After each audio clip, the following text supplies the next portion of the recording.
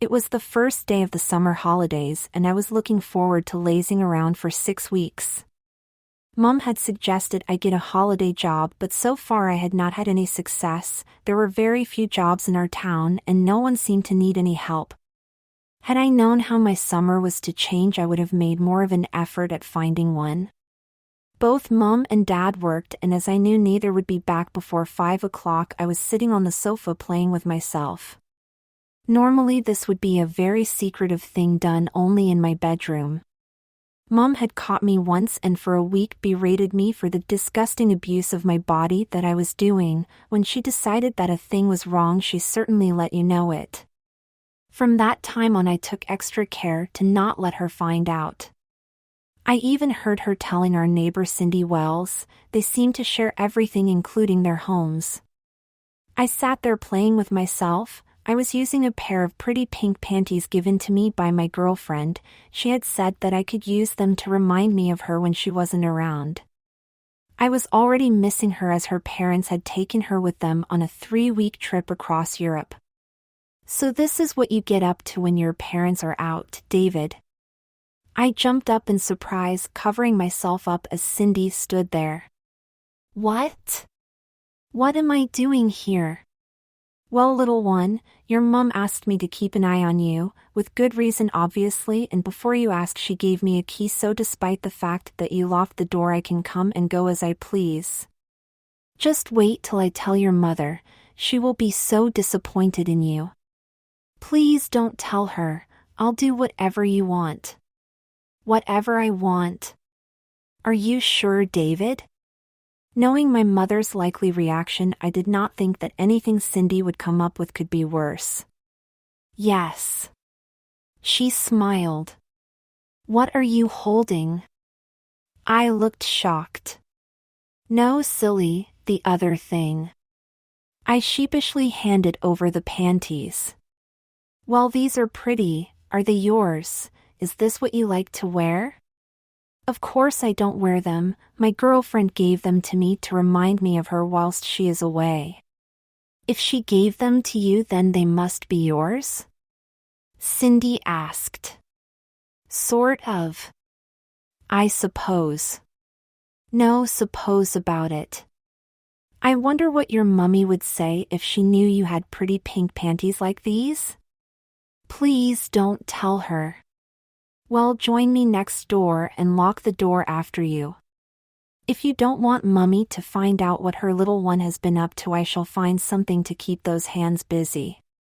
With that she left and went home, taking the panties with her.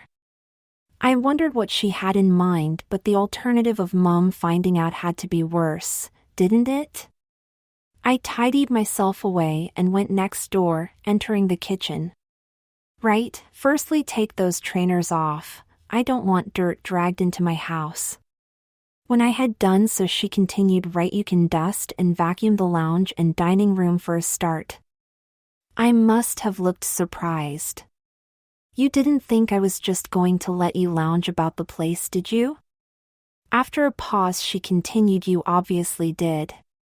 Well, there's housework to be done, and if you don't want to do it you can go home and I'll speak to your mom when she gets back. I'll stay. Reluctant as I was just glad that her daughter, Amy, was away at college. Whilst it was the holidays, she was doing a special sports center management course to help her specialization in the sports degree she was doing. Amy did not really like me and would get a great kick out of seeing me do the housework. Good. You'll find the vacuum cleaner and dusters in the cupboard in the corner. Get them out and I'll be back in a minute. With that she went upstairs and I could hear drawers being opened and closed. I found the vacuum cleaner and dusters and got them out as she came down the stairs. Here, pop this on to protect your clothes. I looked in disbelief at the full frilly penny in pale pink and covered in small red rosebuds. Surely you don't expect me to wear that. How many times do I have to tell you? If I tell you to do something, I expect you to do it or leave. I don't care which, but you know the consequences. So which is it to be? I really didn't have a choice, so held out my hand. No, dear, I expect cooperation immediately, so as a punishment I want you to ask to be allowed to wear this pretty frilly and very feminine pinny unless you want to spell across my lap with a hairbrush. She certainly wanted to embarrass me, but I had no illusions about her not being able to carry out her threat to spank me or the pain she would be able to inflict. Please, Cindy, can I wear your pretty pinny? That's not what you were told to say. Try again. Please, Cindy, can I wear your pretty frilly and very feminine pinny? Of course, little one, she said, putting the halter top over my head, then turning me round to tie a perfect bow. There, pretty as a picture. Cindy? Yes, dear? Why do you keep calling me little one? Just my little joke. You remember what you were playing with when I caught you? I started to blush, then got indignant when I realized what she was implying. It's not that small. Well, as long as it keeps you and your girlfriend happy, it's big enough, I suppose. Now you've got work to do, off you go and start dusting the lounge. I left and went to the lounge, where Cindy directed me towards a unit with shelves displaying her ornaments and told me to start there, before returning to the kitchen. Whilst not used to such work, I still got on with it despite being worried with some of the more intricate items of Cindy's. After about 5 minutes, Cindy returned with a cup of coffee and she settled down and watched me dusting. When I had finished the shelves, Cindy inspected the work and had me redo a couple of items, and I thought she was satisfied. Then she checked the top of the unit, which being above eye level I had not done, and from the amount of dust that came down neither had she for some time. Before I could stop her, she started brushing some dust that had come down out of my hair, then said, "Wait here a minute," and disappeared upstairs. She returned moments later carrying a piece of material. "Here, this will stop your hair getting dirty." To my horror, I saw the material was actually a headscarf in pink with roses as a border all round. I can't wear that. Why not? Well, it's so feminine. Haven't you got a plainer one? She laughed. You stand there in a frilly pink pinny covered in flowers and complain that this scarf's too feminine. Ignoring my protests, she folded it in half, placed it on my head and tied it at the back of my neck. Very sweet, and it goes so well with the pinny that you've got on. The rest of the morning I spent hoovering the lounge and dining room.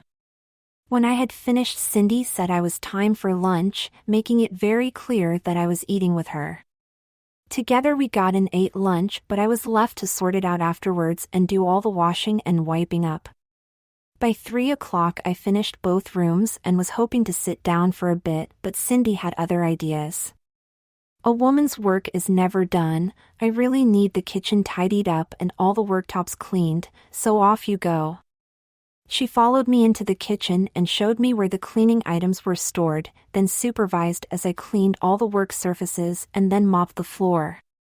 Finally, she seemed satisfied, and as it was getting towards 4:30, Cindy finally decided I could go home. "Well, your mom will be home in less than half an hour, so you better get off. You probably need a shower." "Yes, Cindy." I went to remove the scarf when Cindy stopped me. "What are you doing?" "Removing your scarf and pinny. Do it when you get home, then you'll have them ready to wear tomorrow." "Tomorrow?" "Of course. You didn't think it was just for today, did you?" "I see from the look on your face you did." "Well, I know boys like you. If you're not back here, you'll just end up playing with yourself the minute your parents have gone to work. I expect you back here at 9 o'clock tomorrow morning, wearing your pinny and headscarf, understood?" "Yes, Cindy." "Well, you had better get going. Your mom could be home any minute now." "Of course you could wait and let her see you in your pretty things." She laughed when she saw the look on my face. I rushed out and got in just a couple of minutes before Mom and hid the pinny and headscarf in my wardrobe. She asked about my day. I didn't have the courage to tell her really happened and managed to answer with vague comments. Mom didn't seem to notice. It seems she had had a hard day herself. The next morning I got up, dressed and went down for breakfast. My parents were obviously surprised at my being up before they left, but fortunately did not ask any awkward questions. No sooner had my parents left than the phone rang. I answered it to find Cindy on the other end. "Morning, little one," she said. "I will expect you here in the next 5 minutes. Make sure you're wearing your pretty pinny and scarf before you leave and use the front door. I shall be watching, so make sure you walk, don't run, it's not ladylike." Before I could reply, she had put the phone down. I was somewhat concerned as both our drives were quite long and easily visible from the road. The thought of being seen was bad, but the consequences of what Cindy could do were worse. Reluctantly, I donned the pinny and scarf and ventured out. The short trip was nerve-wracking, but only one car went past and they did not seem to notice. I knocked on the door. After what seemed like ages but was probably less than a minute, Cindy finally opened the door. However, she did not let me in straight away. "Be a dear and go and get the post for me," she smiled. She obviously wanted me to be seen by someone, as her mailbox was at the other end of the drive. As I got to it, I heard a giggle. Turning round, I saw 2 girls of about 9 years old coming along the road towards me. "Nice outfit," laughed one. "For a sissy," said the other, sending them both off in fits of laughter. I knew Cindy was watching, so did not dare to say or do anything except walk back to house, despite my body screaming at me to run. When I got back, Cindy let me in with a smile. "They seemed like nice girls," she commented. "Perhaps I should invite them in." "Would you like that?" "I bet they would." "No, please don't," I pleaded. "All right, don't panic, they've gone now anyway. Still, as you're here, you might as well get started with your housework. Today is laundry day, I've sorted it all out, so let's get the first load on." We went to her laundry room, and as she had said, there were a number of discrete piles. Before I could put the first load in, Cindy insisted on explaining the reasons for the different piles and then repeat it back to her to make sure I had been listening. "Why do I need to know all this?" I finally got to ask. "Because it wouldn't hurt you once in a while to help your mother out.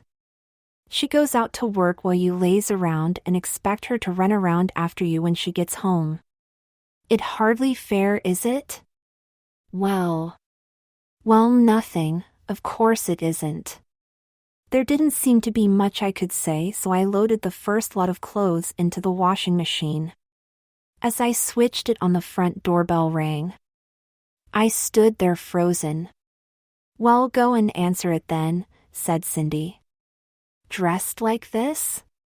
"Of course, now hurry up," she smiled. The bell rang again. Nervously, I went and answered it. To my shock, there was Amy, Cindy's daughter. She took one look at me and began to laugh, saying, "My David, don't you look sweet?" Before she could continue, Cindy arrived in the hall. "Hello, dear, I didn't think you were coming home this week." "I wasn't going to, but the washing machine at our digs has broken down and I need some washing done." "I'm glad I did. I wouldn't have missed seeing David in such an outfit for anything." She laughed again when she saw me blushing. "Well, you have chosen the right time. David's just started the washing. Just leave it in the kitchen and he'll sort it out." This started Amy giggling again. "He certainly is dressed for the part, really cute." "Then put the kettle on, David. I'm sure Amy would like a drink." "Yes, please," said Amy. As I left for the kitchen, I heard Amy go upstairs and then return to the kitchen with a carrier bag, taking 2 more from her rucksack, filled with her dirty washing. She took a look at her mom's underwear on the draining board. "Are you washing the undies by hand?" "Yes," I answered. "Your mom insisted." "Of course, she would. They are so much nicer when washed by hand." "Here's all my washing." Amy dumped all 3 bags on floor. Bring the coffee through when you've made it. With that she left and joined her mother in the lounge. I took their drinks into them on a tray with some biscuits Cindy had got out. No sooner had I put the tray down when Cindy said, "Thank you, now I suggest you sort out Amy's washing and then start hand washing the undies." It seemed I was not going to get to sit down for a drink. I left, returned to the kitchen as Amy and Cindy started to chat. From the laughter I assumed some of it was about me. I sorted Amy's washing out, it seemed to consist of a large part as underwear, and started the hand washing. I was about halfway through when Amy and Cindy returned carrying a tray. "I'm glad you're here, Amy, as I need a few things from the local shops. You can keep David company." Although the way she said it, it was more like Amy would be there to keep an eye on me. "Perhaps David would like to help you with the shopping? I'm sure the neighbors would like to see what he's wearing these days," laughed Amy. "Would you like to go, David?" "No, thank you." "Just as well," said Cindy, "he has still got a lot of washing to get through." She got her shopping bags and left. I hoped Amy would leave, but it was not to be. "So David, which pair of frilly undies is yours then?" "They belong to my girlfriend, she only lent them to me." "I bet she knows you like to wear them." "I don't," I snapped. "Don't take that tone with me," replied Amy, spinning me round and pinning me up against the cupboard. "I bet you are still the sissy I used to beat at everything." She laughed as I struggled to push her off. "Just as I thought, now show me which pair of undies are your panties." I picked up the pair Jane had given me. "Aren't they pretty, pink lacy panties just right for a sissy like you?" She cut me off as I started to protest. "You are a sissy, otherwise you wouldn't be wearing a pinny and a headscarf like you are." She smiled. "In fact, David is much too masculine and named for penny-wearing sissy. I think I'll call you Pinnekins, that's much more suitable." "No way," I argued. Before I knew what was happening, she had bent me over the table with both arms twisted up my back painfully. "You seem to forget that I could always beat you, and after 2 years studying physical education at university you don't stand a chance. So are you going to accept your new name, Pinnekins?" I said nothing and trying to ignore the pain and to stifle back the tears. "So sissies trying to be tough, eh? See if you like this." With a further twist, I thought my arms would break and let out a yelp. "What's your name, sissy?" she asked. "Pinnekins," I said with the tears running down my cheeks. "That's better." She released me and turned me back to face her. "Aw, poor Pinnekins is crying, don't move." With that she dashed upstairs as I stood there massaging my sore arms. "Here you are, Pinnekins, dry your tears." I looked in surprise at the box she held out, and it were 3 small dainty hankies, each with embroidered rose in one corner and edged all round with an inch of white lace. "But they are..." "Yours," interrupted Amy. "They are far too dainty and frilly for me and really suit a sissy like you." "So whose are they?" "Mine," I said, knowing the painful alternative. "Right." Amy then took all 3 from the box, handed one to me, placing the other 2 in each of the pockets of the pinny. She laughed as I used it to dry my tears. "Well, Pinnekins, what do you say?" "What do you mean?" "Good little sissies say thank you when they get presents." "Thank you for the hankies, Amy." "I'm sure you can do better than that. Say how pretty and appropriate they are for sissy like you." Although she was smiling, it was obvious that she was daring me to refuse. "Thank you for my pretty feminine hankies, they're just right for a sissy like me." At that Amy burst out laughing. "You really are pathetic. Still, you had better get on with the washing." As the first load had finished, I took it out and hung it up and returned to the kitchen to continue the hand washing. Amy had gone back to the lounge. A short while later I heard a key in the lock and Cindy returned and came into the kitchen dumping down her shopping bags.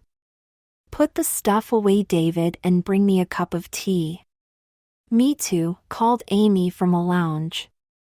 I put the kettle on and prepared 2 cups on a tray. I knew there would not be time for me to stop. I just finished a hand washing when the kettle boiled, so I made the tea, took it into them. "Thank you, David. How's the washing going?" asked Cindy. Before I could answer, Amy said, "It's not David anymore. We decided Pinnekins was a more suitable name." "Pinnekins? Is that right?" Cindy asked me. "Yes, Cindy," I answered. "Amy is right, it is appropriate." "And where did she get those pretty hankies from?" "Amy gave them to me." "I hope you thanked her for such pretty hankies." "Yes. She said how pretty they were and suitable for a sissy like her," laughed Amy. "Well, they are, but where did you get them from?" "I've had them ages. They were a present for Auntie Joy, but they're too lacy and dainty for me. Really only suitable for girly girls like Pinnekins."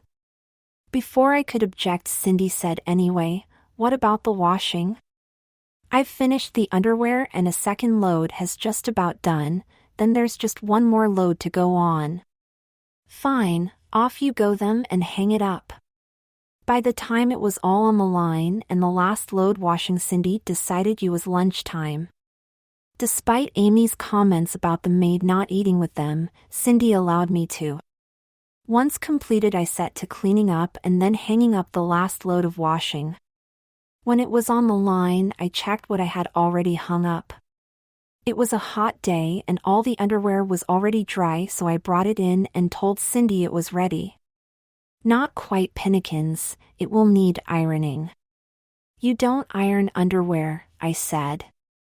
"You're right, I don't, but you do," she smiled. Realizing it was pointless to argue, I took it upstairs to where the ironing board was and began.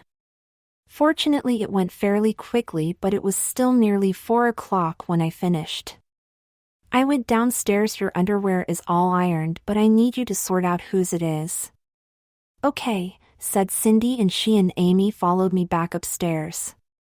Amy picked up a pink pair. "These are yours, Pinnekins," handing them to me. They were indeed those from my girlfriend, and knew it was pointless to object to her comment.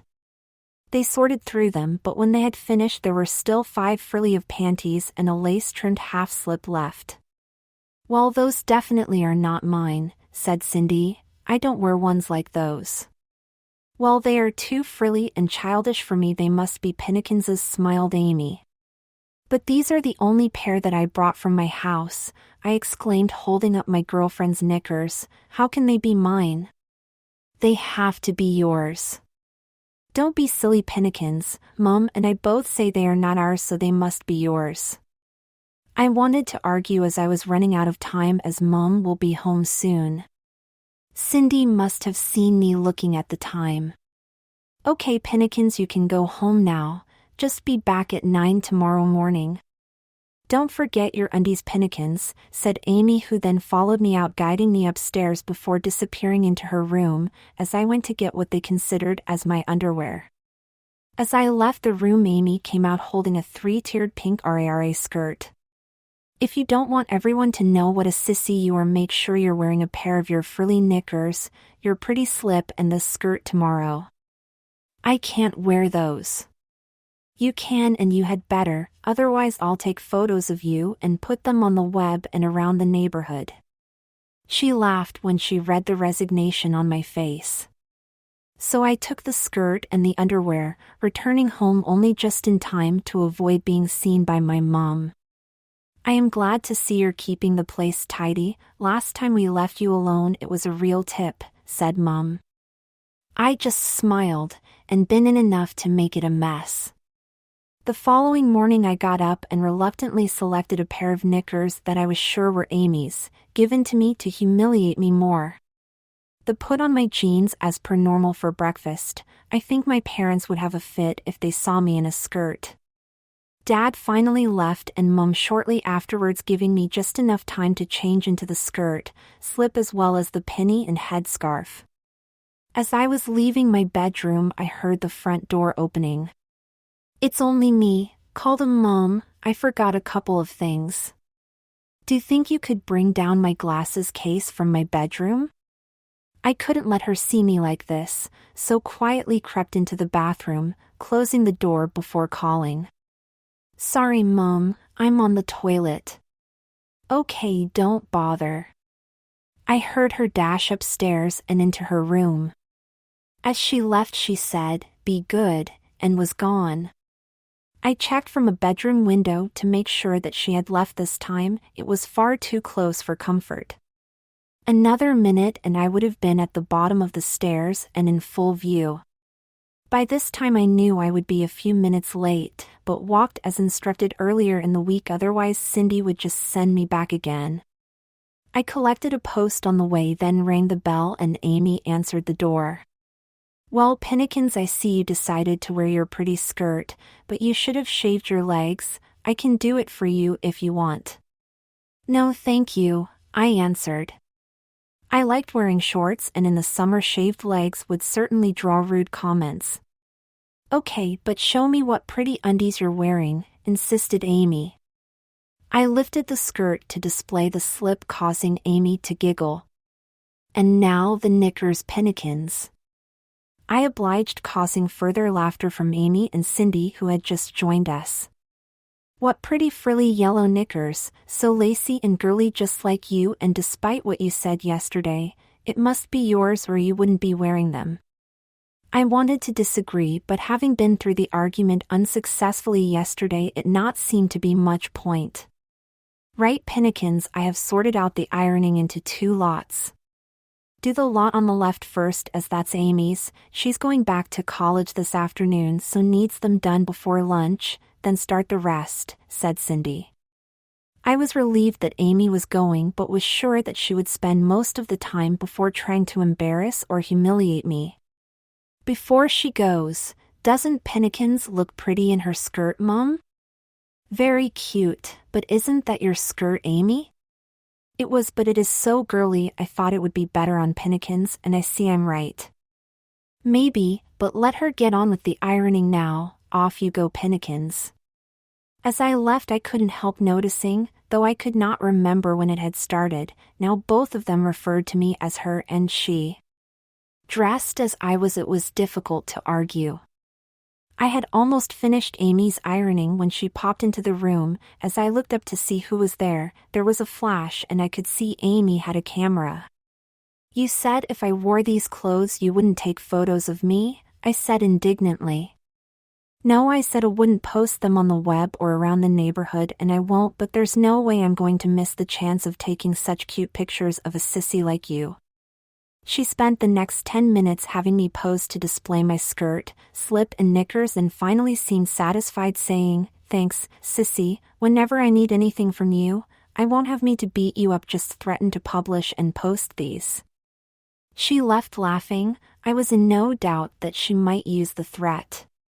Cindy called me down to start lunch, which we had together. As I was clearing up, Amy was getting her stuff together to go back to university, fortunately. She called me upstairs to get her rucksack. "What's your email address, Pinnekins?" she asked. "I don't have one, my computer is not linked to the internet." "What a shame, I was going to send you some sweet projects to carry out." "Projects? What sort of projects?" I asked. "Like sending you out to buy girly things for yourself and getting you to send me photos of you wearing them." "Well, you can't," I said, relieved.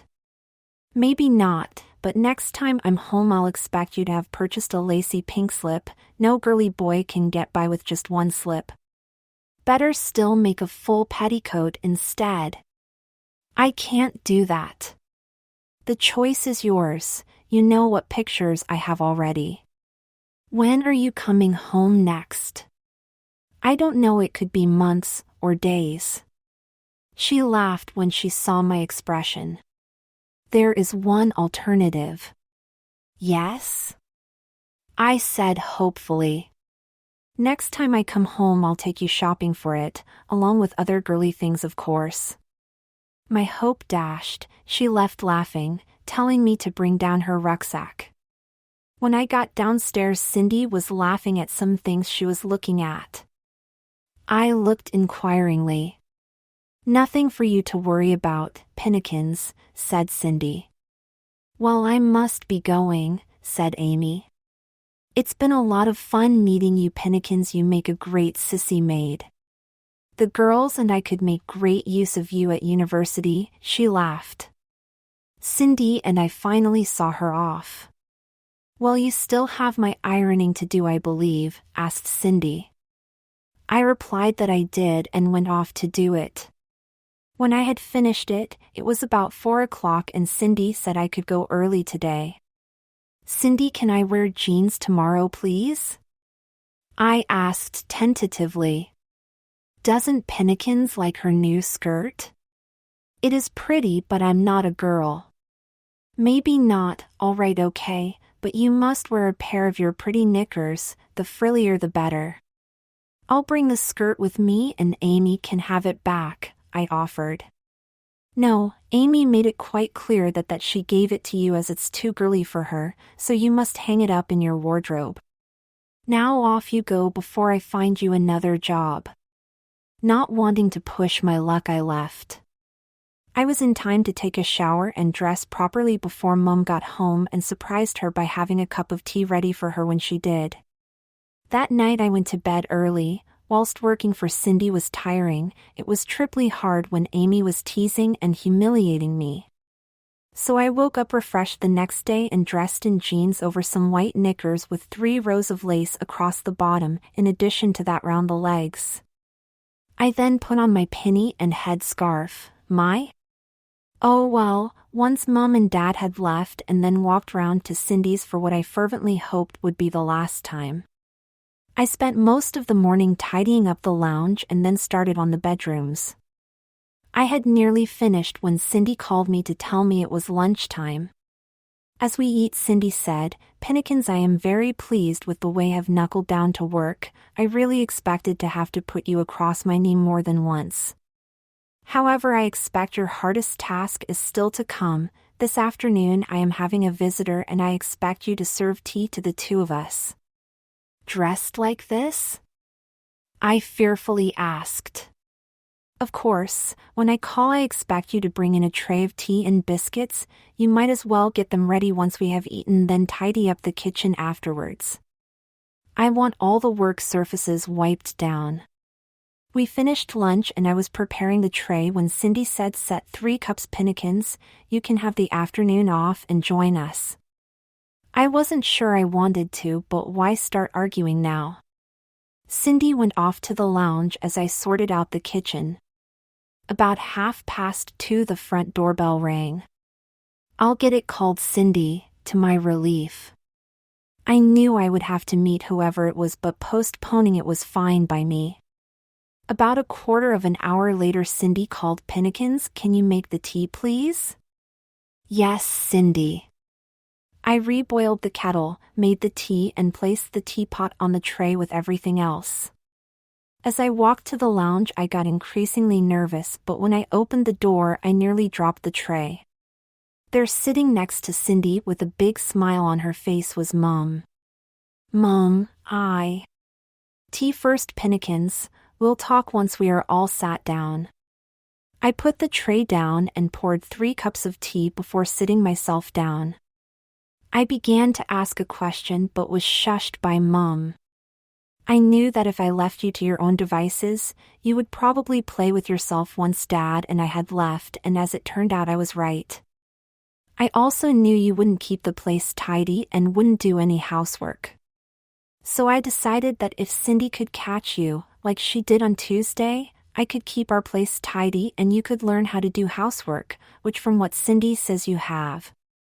She certainly has, Cindy added. Well, haven't you, Pinnekins?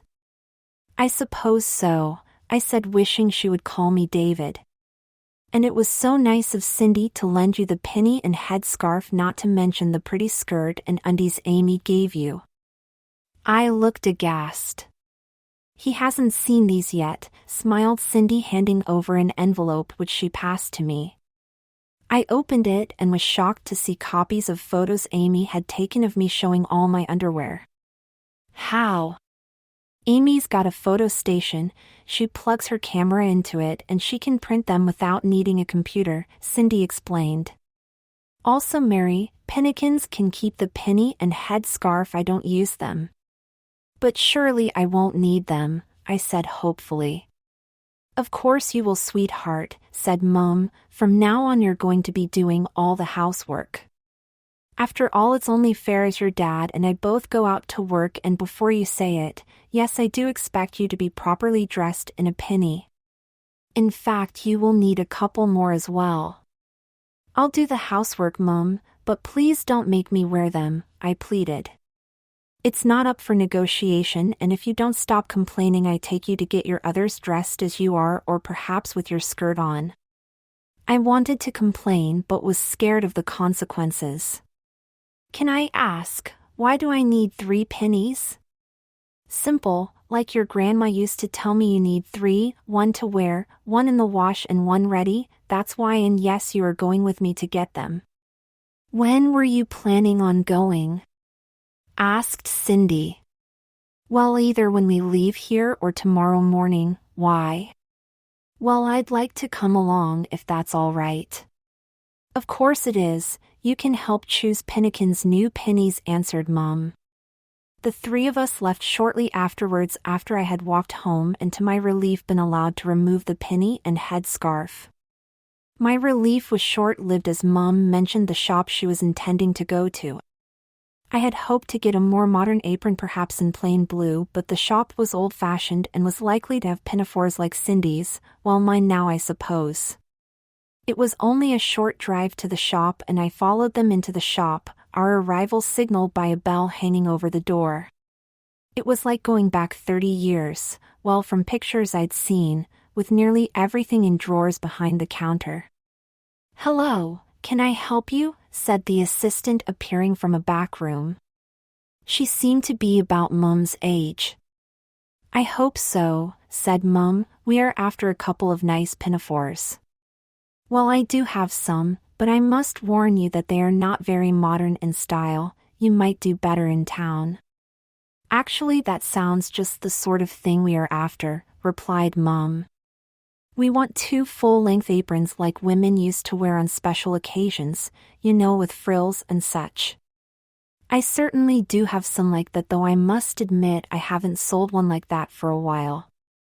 Is it for a play or fancy dress? That's what most people want them for these days. Neither, actually, it's for my sissy son here, for her to do the housework in. I wanted the ground to swallow me up as the shop assistant looked at me and burst out laughing. Are you sure that's what he wants? Whether she wants them or not, that's what she is going to wear, that's what she's been wearing all week, a pretty pinny with flowers and frills. But she needs at least 2 more, otherwise she wouldn't have one to wear whilst she's washing the other.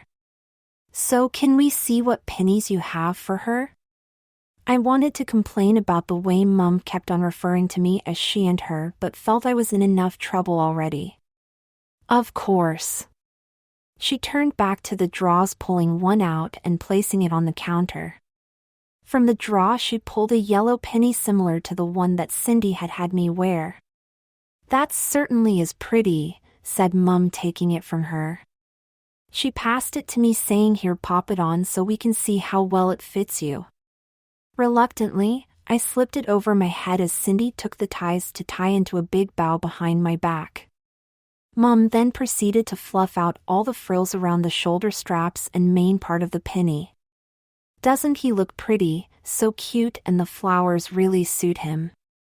Cindy agreed, and they decided that I would have to have this one. What else have you got? Asked Mother. Well, I have the same design in blue with flowers on. I don't really think so, blue is such a boy's color, smiled Mum. This other one certainly is one no boy would wear, it's even frillier than the yellow one. She held up a white penny covered with red roses and rosebuds similar to the one Cindy had me wearing. There the similarity ended. The frill on this one was about the same width but then had half an inch of lace around it. In addition, lace trimmed both the two tiny pockets on the skirt part. Mom and Cindy removed the yellow penny, replacing it with the white one. They oohed and awed over it. "We'll certainly take this one as well, but I was wondering, do you sell headscarves at all?" At this point I had had enough. "Mom, I'll put up with the pennies, but please, I don't need headscarves." "I will decide what you do or don't need, dear, and you looked so sweet in the headscarf Cindy gave you. I have decided you do need one for each of these two new pennies." I was about to object when she continued, "Another word out of you and we will see what else this nice lady has got for you, perhaps a pretty blouse to go with your skirt." I decided to shut up to avoid any further embarrassment. The sales lady, who it turned out was in actual fact the owner, took out another tray containing scarves. Cindy and Mum started to look through the selection before picking up 3 to see how they matched both the yellow penny and the one I was still wearing. I had to try on all 3 headscarves, was not allowed to make any comments. It was clear that Mum was going to be making all the decisions on my attire. It's so difficult to decide which two, so she will just have all 3 scarves, please. "Mom, I warned you, Pinnekins. Cindy, why don't you have a look around and see if you can find anything pretty for our little sissy boy here?" Cindy just smiled and started to have a look around. Shortly she called, saying "I have found just the thing." Mom took me by the hand and led me over to where Cindy was standing. In front of her was a display of ladies' handkerchiefs. "There are some really pretty hankies here, and as our little sissy only has 3 lacy ones at the moment, why don't we get her some new pretty ones?" Mom and Cindy then proceeded to select 3 boxes of hankies despite my objections, finally laying them out before me. The first contained 2 very dainty hankies in white trimmed with a 2-inch border of pink lace. In fact, they were mostly lace. The second was a pack of 6 hankies printed all over with different colored flowers. The last pack contained 3 hankies with a white lace border and the initial embroidered in pink. Mom and Cindy took a while to decide whether it should be D or P. Mom said as I was the only one in their family with the initial D that I would not be able to pretend they were anyone else's, to which Cindy agreed. "Well, which one would you like, David?" "I don't need any, Mom, honestly," I pleaded. "Come along, don't be difficult." I couldn't do it. I didn't want any and hoped my silence would end the issue. "Poor sissy, she can't decide. They are all very pretty," said Cindy. "Why don't we let her have all 3 boxes?" "An excellent idea," agreed Mum, who took them and added them to the other items. "Is that all?" asked the owner. "For now. Her dad will be home soon, so we need to get her there, so Pinnekins can prepare tea for the 3 of us." Fortunately, I was allowed to remove the penny and headscarf before leaving the shop.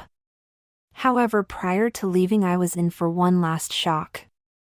"That will be £58.90, please." "Well, pay the lady," said Mum. "What? Surely you don't expect me to pay for your new clothes, and I know you have some saved up. But I need that to go on holiday." "You'll be too busy doing housework to go on holiday. Now pay the nice lady before I put you over my knee."